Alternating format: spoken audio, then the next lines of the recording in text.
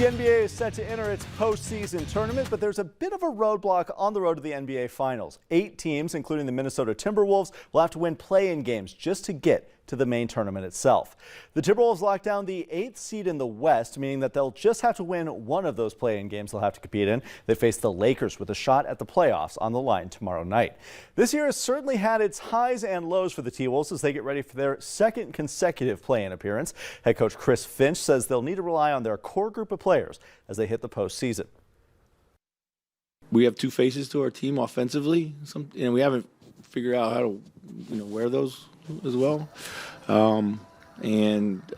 Yes, and so then when the rotation is down, then you kind of lean into the way that group of players needs to play, that's pretty probably a very fair assessment.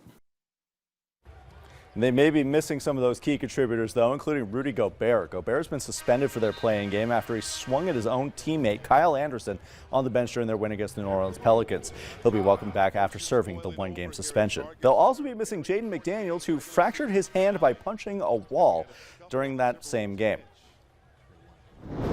And the Minnesota Wild welcomed their newest homegrown member of the roster onto the ice tonight. Brock Faber took his solo lap at the United Center in Chicago before the Wild started their game against the Blackhawks.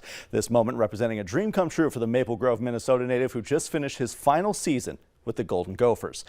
The game itself, however, not going quite the way the Wild would have wanted. Chicago with a 2-1 lead as we hit the tail end of the third period. Minnesota actually jumped out to a 1-0 lead with a Matt Boldy goal, but they've been kept away from the back of the net ever since. The Wild do already have their playoff spot locked up. Good news there, but they are still in a dogfight with Colorado for first place in the Central Division.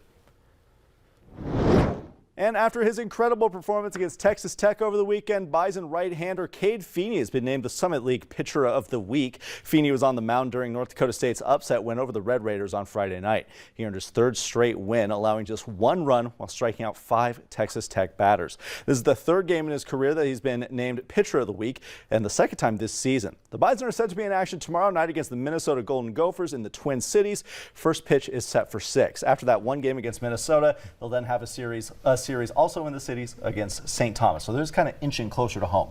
We might be able to see them play here at some point. I'm not going to hold my breath about that. It's jarring watching the Twins play at home with the grass. I know, it looks 70. so nice. Didn't it look great? It looked great. Not the scene in